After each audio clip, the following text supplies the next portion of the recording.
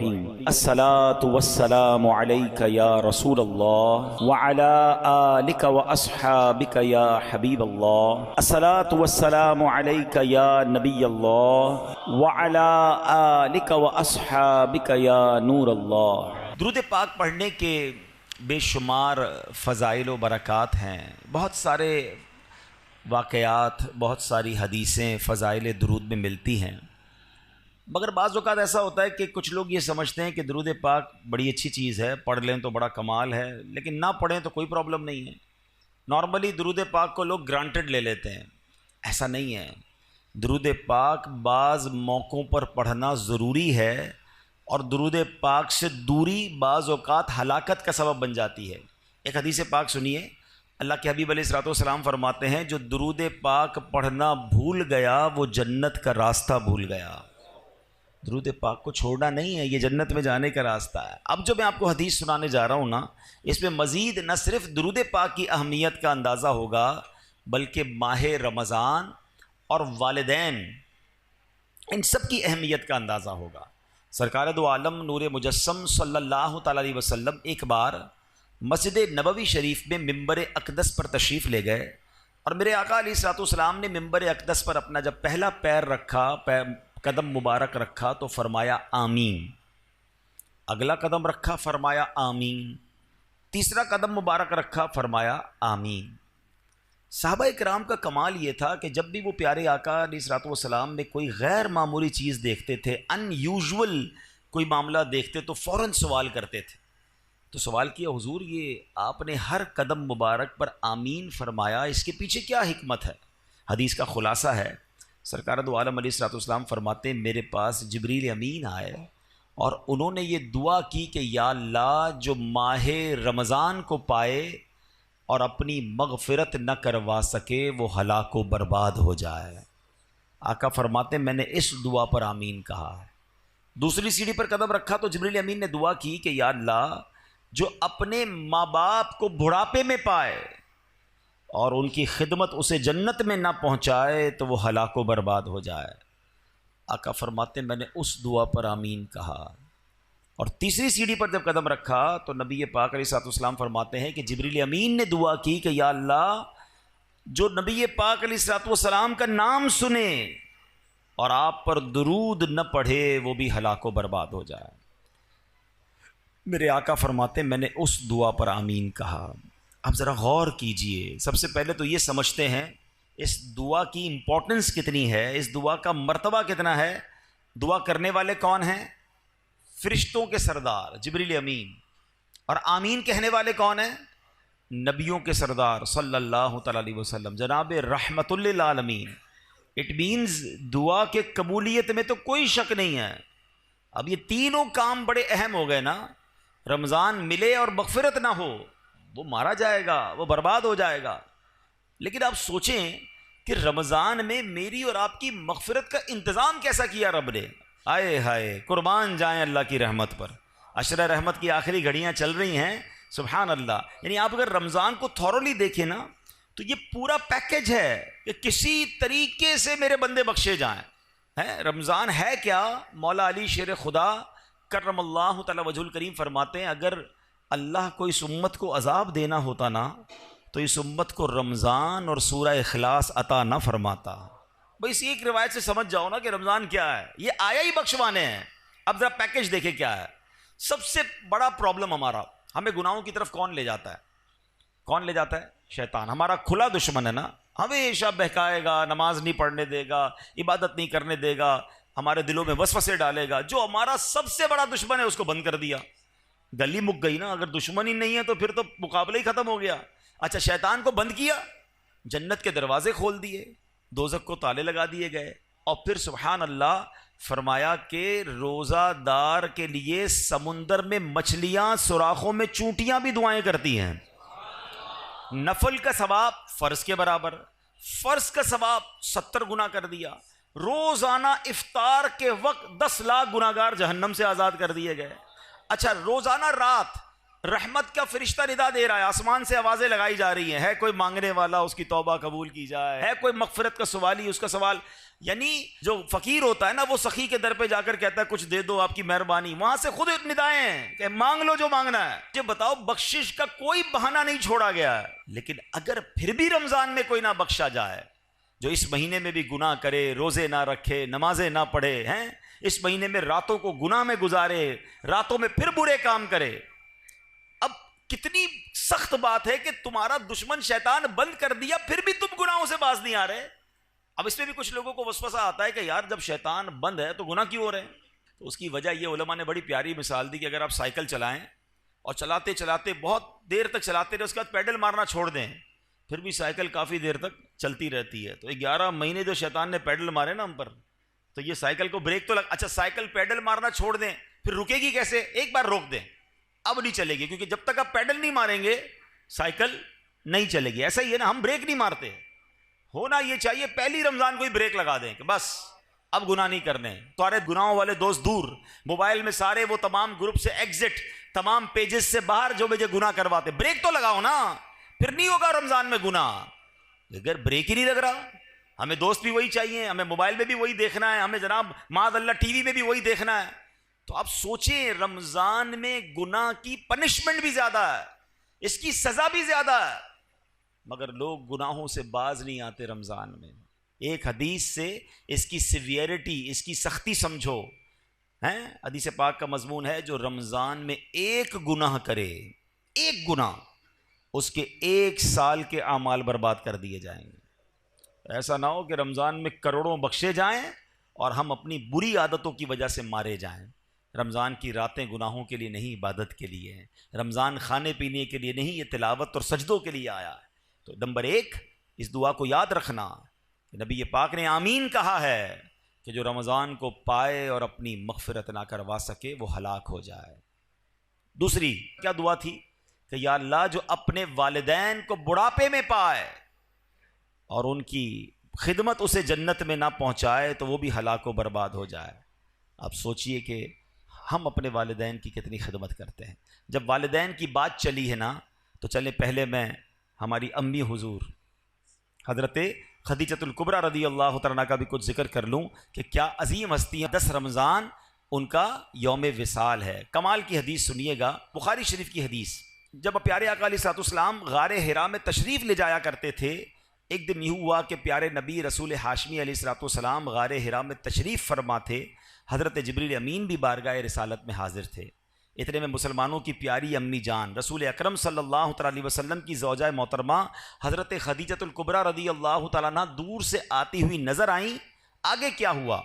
بخاری شریف کی حدیث سے پاک سنیے کہ صحابی رسول حضرت ابو ہریرہ رضی اللہ تعالیٰ عنہ فرماتے ہیں حضرت جبریل امین نے خدیجۃ الکبریٰ رضی اللہ تعالیٰ عنہ کو دیکھا تو عرض کیا یا رسول اللہ صلی اللہ تعالیٰ علیہ وسلم، یہ خدیجہ آ رہی ہیں، ان کے پاس برتن ہے جس میں کھانا ہے، جب وہ آپ کے پاس پہنچ جائیں تو انہیں اللہ پاک کا بھی سلام دیجئے، میرا بھی سلام کہیے، اور انہیں یہ خوشخبری سنا دیجئے کہ جنت میں ان کے لیے اندر سے خالی یعنی خولدار موتیوں سے بنا ہوا گھر ہے جس میں نہ کوئی شور ہے نہ کوئی تکلیف ہے. اللہ کا سلام، جبریل امین کا سلام اور جنت میں گھر کی بشارت. جب حضرت خدیجہ نبی پاک کے پاس پہنچی تو پیارے آقا علیہ الصلوۃ والسلام نے فرمایا اللہ پاک اور حضرت جبریل نے تمہیں سلام کہا ہے.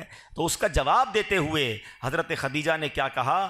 ان اللہ هو السلام وعلی جبریل السلام وعلیک السلام ورحمۃ اللہ وبرکاتہ، یعنی اللہ پاک سلام ہے اور حضرت جبرائیل اور آپ علیہ الصلوۃ والسلام پر سلامتی، اللہ پاک کی رحمتیں اور برکتیں ہوں. یہ مرتبہ ہے ہماری امی حضور حضرت خدیجۃ الکبریٰ رضی اللہ تعالی عنہا کا. مادر اولین اہل ایمان کی ہے یہ اس کی بزرگی و پاکیزگی، برگزیدہ ہے رب محمد کی بھی، عرش سے جس پہ تسلیم نازل ہوئی، اس سرائے سلامت پہ لاکھوں سلام. اس کا جبریل ملحوظ رکھے ادب، جنتی گوہریں گھر اسے بخش رب، کوئی تکلیف اس میں نہ شور و شغب، منزل من قصب لا نصب لا صخب، ایسے کو شک کی زینت پہ لاکھوں سلام. سبحان اللہ. حضرت خدیجہ کا مرتبہ، آپ کا کچھ تعارف بھی سن لیتے ہیں. سبحان اللہ. آپ رضی اللہ تعالیٰ عنہ کی کیا شان ہے. آپ کی کنیت ام قاسم ہے، آپ کا سب سے مشہور لقب الکبریٰ ہے. آپ بہت پاک باز، بہت باہمت، بلند حوصلہ، باعزت، اعلیٰ نسب رکھنے والی اور نہایت عقل مند خاتون تھیں. آپ کے اعلیٰ اوصاف و کمالات کی کیا شان ہے کہ زمانہ جاہلیت میں بھی آپ کو طاہرہ یعنی پاکیزہ خاتون اور سیدۃ قریش یعنی قریش کی سردار خاتون کے لقب سے پکارا جاتا تھا. اسلام کا اعلان نہیں ہوا، اس سے پہلے کی بات ہو رہی ہے. حضرت خدیجہ کا ایک بڑا پیارا لقب صدیقہ بھی ہے. نبی پاک علیہ الصلوۃ والسلام نے فرمایا ہذہ صدیقۃ امتی، یعنی یہ میری امت کی صدیقہ ہیں. ایک اور خوبصورت بات کہ پیارے آقا کے 7 اولاد ہوئیں، یاد رکھیے گا 7 بچے ہیں نبی پاک علیہ الصلوۃ والسلام کے. 4 شہزادیاں، حضرت زینب، حضرت رقیہ، حضرت ام کلثوم اور بی بی فاطمہ رضی اللہ تعالی عنہن، اور 3 شہزادے حضرت قاسم، حضرت عبداللہ اور حضرت ابراہیم. ان میں سے صرف حضرت ابراہیم جو تھے وہ حضرت ماریہ قبطیہ رضی اللہ تعالیٰ عنہ کے شہزادے ہیں. باقی ساری اولاد نبی پاک علیہ الصلوۃ والسلام کی وہ حضرت خدیجہ رضی اللہ تعالیٰ عنہ سے ہے. یہ یاد رہے.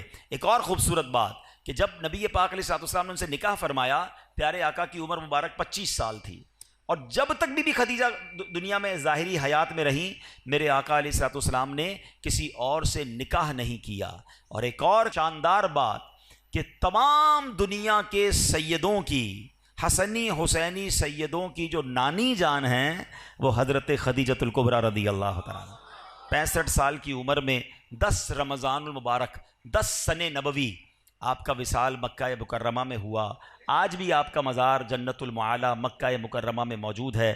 اللہ کریم تربت حضرت خدیجہ پر اپنی کروڑوں رحمتوں کی بارش نازل فرمائے اور ہم سب کو ان کے فیضان سے مالا مال فرمائے. آپ ایک رول ماڈل ہیں. پیارے آقا علیہ الصلوۃ والسلام کی زندگی کا جو سب سے ٹف ٹائم تھا نا، وہ اسلام کا جب اعلان ہوا تھا. اس سے پہلے تو لوگ بڑا پیار کرتے تھے نا، آپ کو صادق اور امین کہتے تھے، مگر جب نبی پاک نے اعلان نبوت کیا تو اس کے بعد اپنے پرائے ہو گئے، جان کے دشمن ہو گئے. مگر آپ کی زوجہ حضرت خدیجہ نے جو نبی پاک کو حوصلہ دیا، جو آپ کا ساتھ دیا، پیارے آقا علیہ الصلوۃ والسلام اپنی زندگی کے حیات طیبہ کے آخری لمحات تک حضرت خدیجہ کو یاد کرتے تھے کہ خدیجہ نے مجھے اس وقت ساتھ دیا جب میرا کوئی ساتھ دینے والا نہیں تھا. تو یہ بات سیکھنی چاہیے ہماری ماؤں بہنوں کو کہ اگر گھر میں مرد کسی مشکل میں ہے، پریشانی میں ہے، تو ہمیں اس کا ساتھ دینا ہے، تانے نہیں دینے، ٹینشن نہیں دینی ہے. اور یاد رکھیں میری وہ بہنیں اور مائیں جو مشکل وقت میں اپنے شوہر کا، اپنے بھائی کا، اپنے والد کا ساتھ دیتی ہیں، وہ اللہ انہیں سکھ کے دن ضرور دکھاتا ہے. اور جو ہم نے سنا حدیث، پھر آتے اس دعا کی طرف، حضرت جبریل نے دعا کی کہ جو اپنے ماں باپ کو بڑھاپے میں پائے اور مغفرت نہ کروا سکے وہ ہلاک ہو جائے. تو اس سے سوچنا یہ ہے، اس سے سمجھنا یہ ہے کہ ماں باپ کی کتنی خدمت کرنی ہے، ماں باپ کی کتنی دعائیں لینی ہیں. میں آج ایک تحدیث نعمت کے لیے، شاید کسی کو یہ بات ترغیب کے لیے مل جائے، اس لیے بیان کرنے جا رہا ہوں. میرے ابو جان تقریباً 30 محرم کو آپ کا وصال ہوا. اللہ پاک ان کی بے حساب مغفرت فرمائے. ہمیں یہ ضرور اطمینان ہے کہ محرم کے اسی مہینے میں عاشورے میں انہوں نے عمرہ بھی کیا تھا، اور حدیث پاک ہے کہ ایک عمرہ دوسرے عمرے تک گناہوں کا کفارہ ہے. والد صاحب نماز کے لیے گھر سے نکلے تھے اور راستے میں چوٹ لگی، اور اسی چوٹ سے وہ پھر دنیا سے چلے گئے، واپس نہ آ سکے. تو جو راہ خدا میں نکلتا ہے، اللہ پاک اس کو، اس سے اچھی کیا موت ہوگی کہ نماز کی حالت میں وہ تشریف لے گئے. لیکن میں نے یہ سوچا کہ ماں باپ تو چلے گئے، اگر ماں باپ حیات ہوتے تو ہم ان کے ساتھ کوئی افطار تو کرتے نا، ہیں ان کی کوئی افطار کی دعوت تو کرتے.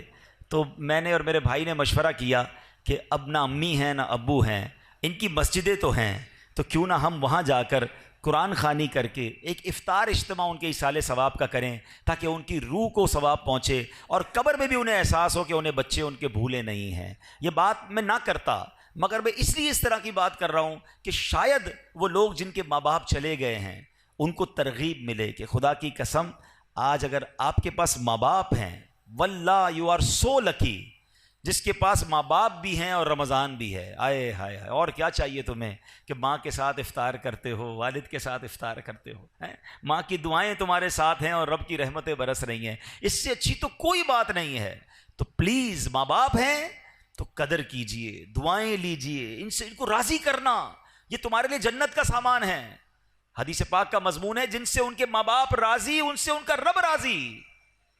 اور اگر ماں باپ ناراض تو رب ناراض، انہیں ناراض نہ کرنا.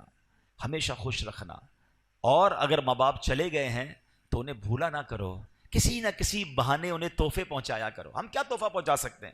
اب تو ان کو کوئی پیسے تو نہیں دے سکتے، کوئی سوٹ پیس بھی نہیں دے سکتے، مگر دعائیں تو دے سکتے ہیں، ثواب تو پہنچا سکتے ہیں۔ ہر بندہ اپنی حیثیت کے مطابق کرے، ضروری نہیں کہ آپ بہت بڑا افطار اجتماع اماں جان کے لیے کریں گے تو ہی ثواب پہنچے گا، پوری مسجد بنائیں گے۔ ہر بندہ اپنی حیثیت کے مطابق، آپ مسجد میں ایک اینٹ لگا دیں اگر آپ کی جتنی حیثیت ہے، آپ 2 کھجوریں کسی کو کھلا دیں کہ یہ میرے ابو کے نام کی ایک کھجور، یہ میری والدہ کے نام کی ایک کھجور، انہیں پتہ تو چلے، انہیں ان کی روح کو احساس تو ہو کہ بچوں نے یاد رکھا ہے، بھول نہیں گئے، بھولی بسری داستان نہیں بن گئے ہم۔ اور آج آپ اپنے ماں باپ کو یاد رکھیں گے، کل آپ کے بچے آپ کو مرنے کے بعد یاد رکھیں گے۔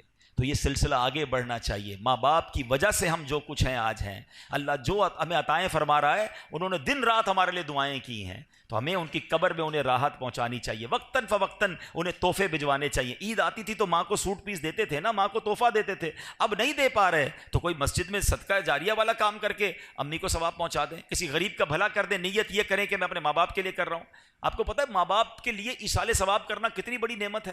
جو بچہ اپنے ماں باپ کے لیے حج کرتا ہے نا، یعنی اگر فرض حج پہلے کر لیا، اب نفلی حج کرنے جا رہا ہے اور نیت کرتا ہے کہ میں اپنے والدین کے لیے کر رہا ہوں، تو حدیثوں میں یہ الفاظ آتے ہیں کہ ماں باپ کو تو حج کا ثواب ملے گا، اس بچے کو 10 حج کرنے کا ثواب ملے گا۔ کمال کی ہستیاں ہیں، ان کی وجہ سے ہمارا ثواب بھی ملٹیپلائی ہو جاتا ہے، تو پھر کیوں انہیں بھولیں؟ خوب ایصال ثواب کریں، ان کی قبر پر جایا کریں۔ اور تیسری حدیث پاک کا جو جز تھا، تیسری دعا تھی کہ اللہ کے نبی علیہ الصلوۃ والسلام نے فرمایا کہ جو پیارے آقا علیہ الصلوۃ والسلام کا نام نامی سنے اور درود پاک نہ پڑھے وہ بھی ہلاک و برباد ہو جائے گا۔ تو خوب درود پاک پڑھیں، خوب درود پاک پڑھیں۔ اس مہینے میں درود پاک پڑھنے کی عادت ڈالیں۔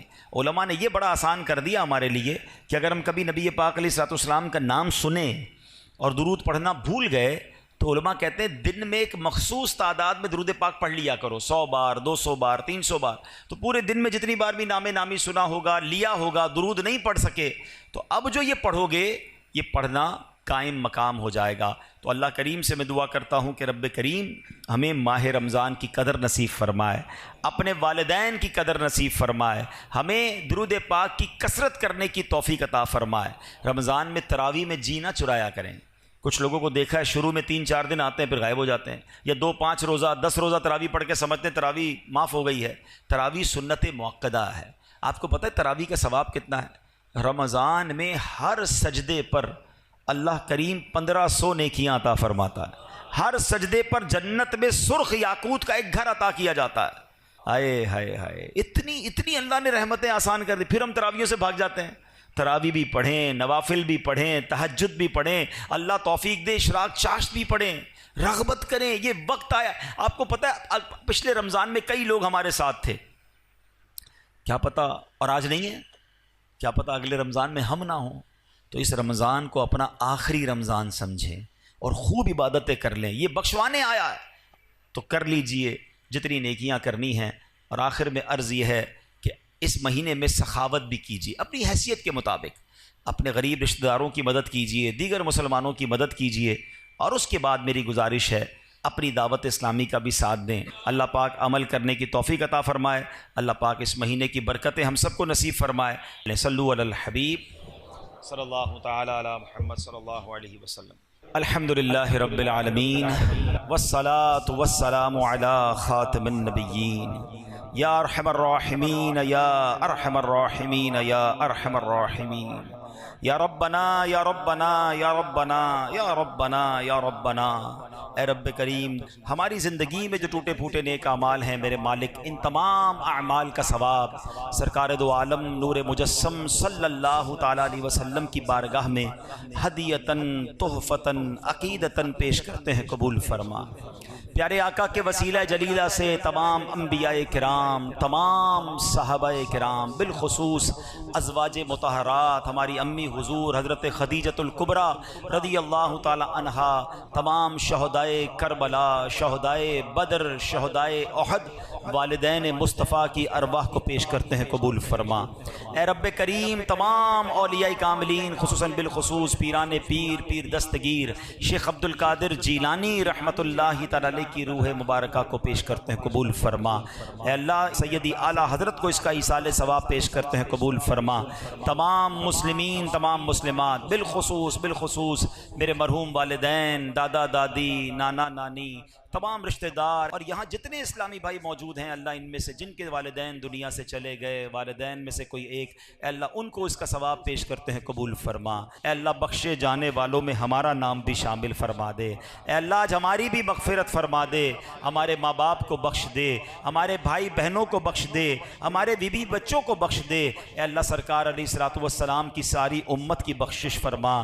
ربنا تقبل منا انک انت السمیع العلیم وتب علینا یا مولانا انک انت التواب الرحیم وافوض امری الی اللہ ان اللہ بصیر بالعباد لا الہ الا انت سبحانک انی کنت من الظالمین۔ اے اللہ بیماروں کو شفا عطا فرما، قرض داروں کے قرضے اتر جائیں، بے اولادوں کو نیک اور صالح اولاد عطا فرما، ہم سب کو اسی رمضان میں مکہ مدینے کی حاضری عطا فرما۔ وصلی اللہ تعالی علی خیر خلقہ محمد وآلہ وصحبہ اجمعین برحمتک یا ارحم۔